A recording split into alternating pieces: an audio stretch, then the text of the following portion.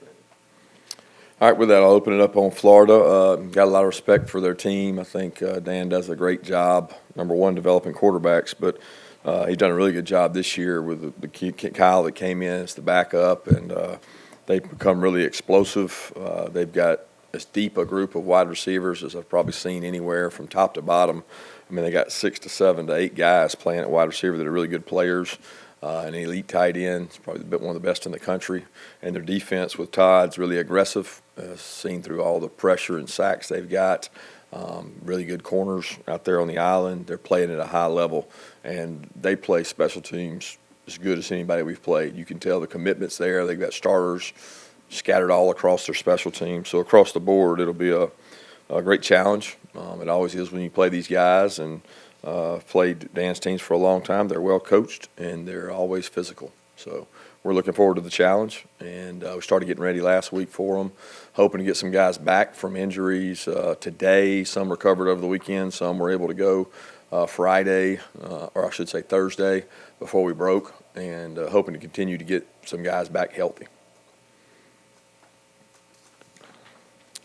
You mentioned the pressures that Florida can bring with Grantham, and I know that's kind of been something he's known for, but are they doing that as much this year, given with Grenard and Zuniga how they can rush? I know it's the goal of everybody to rush with 4 if you can. Are they blitzing and doing as much as they've done in the past, given what they've got this year? Yeah, when I say pressures, I'm talking about the pressure of the quarterback, not necessarily bringing more than 4. They do a great job of rushing with their 4 guys, and allows them to do more coverage-wise. They've got some alternative pressures and different looks, kind of like we do defensively, where it might look like pressure, but it's not. It's called simulated pressure, but they don't have to do that as much because the 4 guys they got rushing, especially the 2 guys on the edge, are really elite when it comes to pass rush. So they do a really good job of that, and those guys get after the passer. I mean, as good as anybody in the country. It's obvious with their statistics. Coach, obviously the Jacksonville deal got extended. We hadn't had a chance to talk to you. I just wanted to get your thoughts on it. You sounded like you would prefer that not to have been the case, but how'd you feel about that new deal? Yeah, I think the first misnomer there is that I don't want the game in Jacksonville. That's not a case for me. I look at it through, like, I love playing. That's one of my best memories ever as a player, being able to do that. I think the landscape of college football is such now that your home and homes are so valuable as you go out and try to find other teams to play. When you play these other teams that we're playing out in the future, you got a home and home, so you got one less home game. The team that you used to buy to come play you, you're going to have one less home game. So now with us, every other year, it may be 2 less.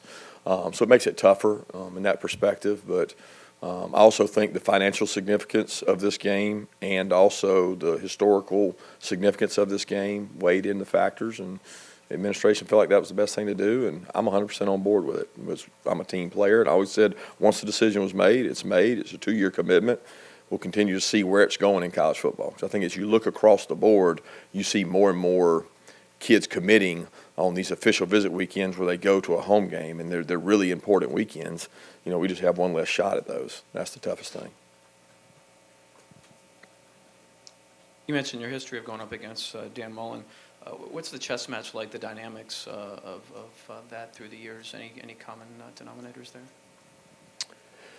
I don't know that it's a chess match every time you go against somebody, but it boils down a lot more to players than it does X's and O's. He always has a very physical football team. They believe and they have a commitment to the run game. They always seem like they have downhill, low center of gravity backs, very similar to what he has now. He had at Mississippi State, big physical offensive line. He never abandons the run. He's always going to be able to run the ball. He always has a quarterback that can run the ball, especially whether it's short yardage or packages with Emory coming in for him. And he's got as good a wideout group that he's ever had that I can remember, and he's using those guys' skill sets. I mean, he highlights those wideouts he has because he has so many. So, I mean, I don't know how to better say it than to say that he has a complete offensive package right now with what he has. So he has the ability to use all those guys, and he's doing a good job. They're doing a good job offensively. With Florida's wide receivers, how important is your secondary going to be, and is there any update on Tyson Campbell and his status for this game? in secondary, I mean, everything's going to be important because you got to say the front's important to affect the quarterback. The front's got to control the run game. You got to be able to pressure the quarterback and affect him. But every time you do that, you got to be able to cover on the back. It never changes, right? You got to be able to cover people man to man to be able to play these teams. You got to. And if you can't do that, it makes it harder on you to even be able to think about pressuring.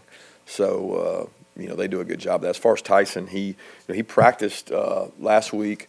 Didn't go as much Thursday as he did Wednesday. We had to back him down a little bit, but he was able to practice a couple of days last week. I think Wednesday was the last day he went like full and was able to do everything, but then Thursday we cut him back some. We'll see where he's at today. Coach, I know you guys are looking at every option to become more explosive on offense, but what specifically can the wide receiving core do to help you in that regard? And is Jake's relationship with them still evolving, developing with some guys that didn't have as much experience coming in? Yeah, Jake's relationship's probably better with these guys. He spent more time with them, if you think about it. It's not about the relationship as much as it is, ability to win one-on-one, win in space. We call them 50-50 balls or, back shoulders, whatever it may be. We've got to win more battles when it comes to that because people in our league are going to play you a certain type of way, so you got to be able to win those. I don't think it's relationship-driven or rep-driven.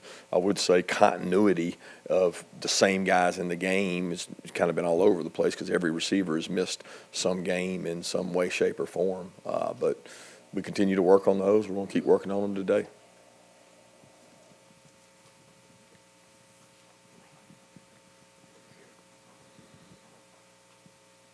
Just on some of those other injuries, Walker and Cager, is any update on their status, and will Kinley be back in the starting lineup 100%? Walker Ben Trevon, yeah, he's back out today practicing, supposed to be full go, ready to go. We're expecting to get him back. Cager's expected to be able to practice today. To what extent, he was able to run routes and do some stuff Thursday and thought he looked good doing that. So we're expecting to hopefully get him back, but I won't know more until we see practice today. Kirby, obviously there was a lot of talk about the offense going into the bye week. I'm just curious, as the coaching staff looked at film, was there anything that stood out to you in terms of what more can be done? And do you believe the players on the offense have been put in the best position to succeed to this point? Yeah, I think there's no doubt. But first of all, we look every week, but bye weeks we look at everybody in the country and say, okay, what are they doing? What are they doing? What's been successful? What tools are they using? What positions are they putting their best players in? How are you utilizing your playmakers to try to get them the ball? We're always evolving in regards to that. That's no different.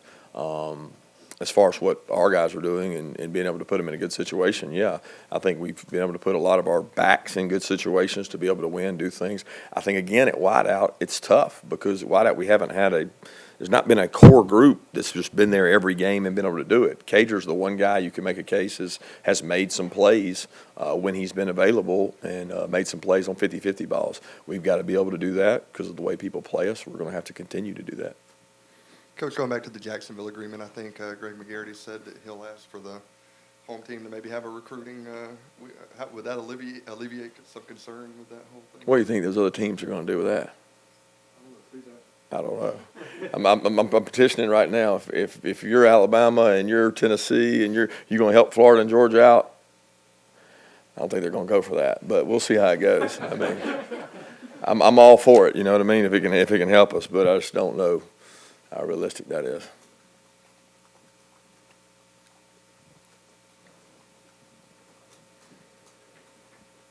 Kirby, you mentioned this game being one of your favorite memories as a player. It's the second straight year where both teams are ranked in the top 10. What does it do for the SEC and for college football when this rivalry, is kind of back where it is now? Well, I think every week in the SEC, you're getting a matchup like this. It seems like for the last, for the next 2 or 3 weeks, it just seems to continue to happen because you've got really good football teams in our league. I think when you strap it on in our league, it's like you better come ready to play because week in and week out, you're going to have to play in big-time matchups. And, it's the way it should be when you look at the SEC East. Those two teams have been, talking about Georgia and Florida, have been pretty dominant in the East picture for a while. And this game has always had some bearing on who goes to Atlanta. And I think that both teams are good, and I think it's what college football is all about. Obviously, there are plenty of examples of football teams that take a hit when they lose their starting quarterback. But what has Trask done that's maybe even, I know Franks got hot at the end of last year, but how is this offense maybe a little bit different with Trask? How are Trask and Franks different? They don't run a lot of different things. Felipe was really good at extending plays and creating a little more with his feet. I mean, I wouldn't say he's a runner, but he could run. Same way with Trask. He's a big physical guy, and when he decides to run, guys, you don't stop him for minimal gains on designed quarterback runs. I think that he's gotten the confidence of the receivers and the ability to throw the ball. You know, when he came in the game at Kentucky, you saw it right away. He's a natural passer. He brings value to the rest of their team because of his ability to throw the ball. I mean, he makes them harder to defend because all of their weapons are their best players. Their weapons are perimeter players. And you look at what he's done. He makes you defend all 53 yards, and he's a good quarterback. He's tough to defend.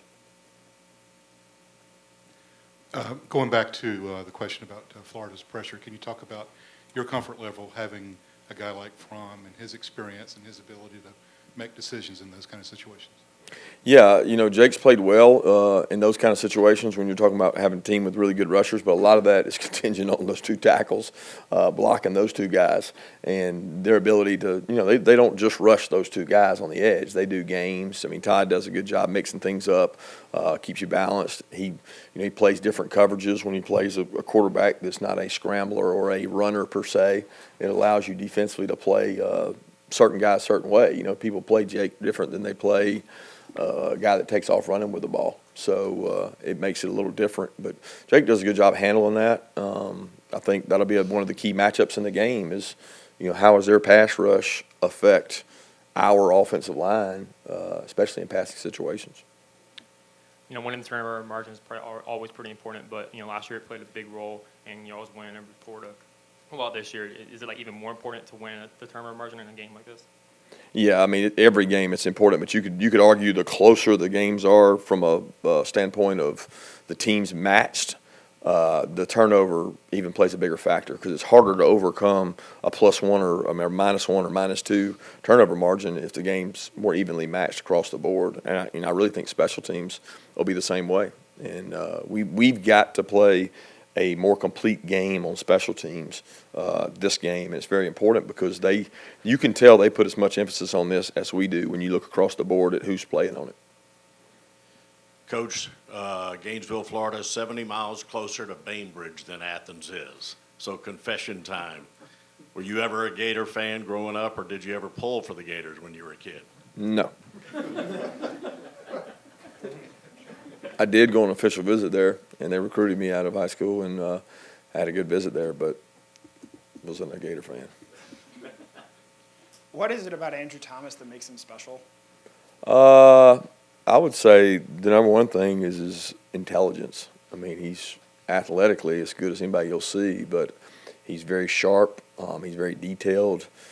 He has a plan.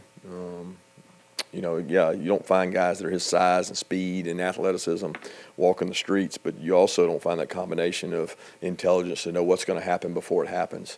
I think he prepares well for games, and he sees things a little bit before they happen because of his experience.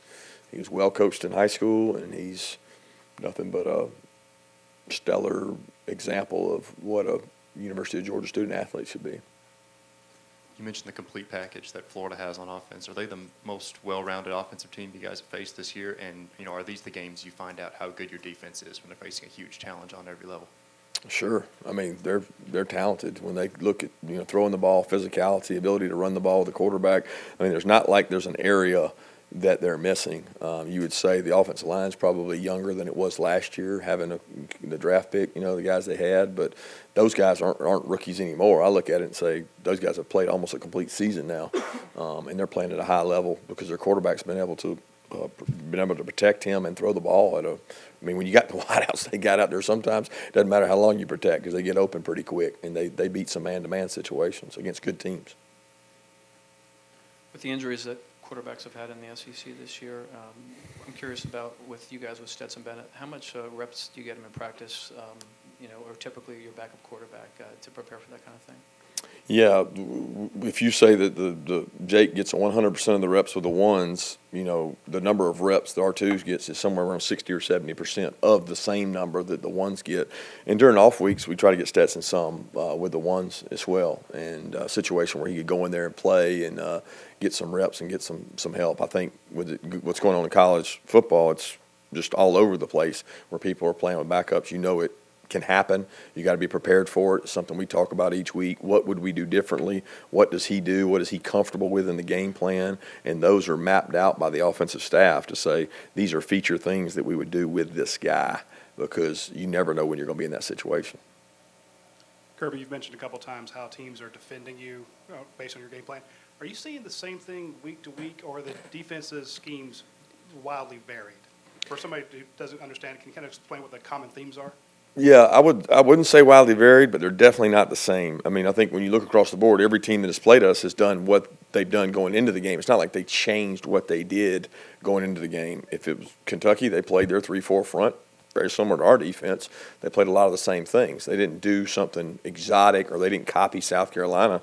They did what Kentucky does. Kentucky does what they do.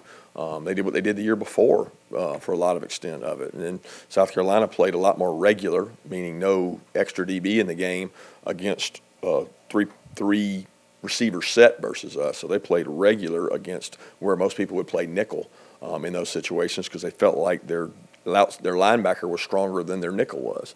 So every game it's different. You go into the game saying, okay, how are they going to play us? Just like us. How are we going to play? It's a matchup thing. How are we going to play when they're in this personnel grouping? Should we play it with this many DBs or this many DBs? And that's part of the chess match. But early in the game, you figure that out, and then you've got to be able to say, okay, what are our answers when they do that? And week to week it varies, but I would not say that it's widely varied.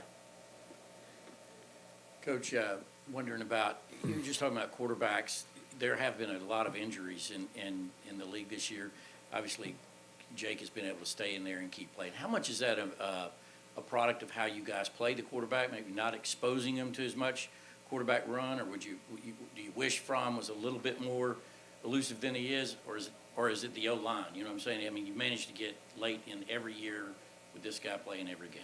Yeah, I hope you're not jinxing us, but I mean, he does a good job of protecting himself, meaning ball beats rush, meaning if I don't have that guy protected, I need to throw the ball. Some of what's going on is I don't know where I'm protected, and I'm taking hits. Playing a lot of young quarterbacks in our league, a lot of guys are getting hit, a lot of different rushes, athletes. There's just so much going on with college football. Aggressive, a rush affect the quarterback, no concern for the run, the quarterbacks are getting hit more. Where Jake is probably a little more experienced at, okay, I'm going to protect myself in this situation, but also the O-line is there, and I think our O-line does a good job pass pro. Now, they're going to face the ultimate test. I mean, these guys are as good as anybody in the country, but they do a good job with protection of getting the right guys. Now, can you lose a one-on-one? Absolutely you can, but when you get the right guys with your 5 guys, it allows you to do more things with your back. Some teams do not release their back at all. They keep them in for protection. We would like to get our backs out because they're really good at getting out. And their ultimate goal of the defense is to make the back stay in. And if they can keep him in protection, that's one less guy they got to cover. So Jake's done a good job of protecting himself. Our O-line has done a tremendous job thus far of protecting the quarterback. And, yeah, you want Jake to be able to create something with his feet, and there's been some games that he's been successful doing that, and I think he's got to be willing to do that when there's nothing else there. 2 more questions? One more?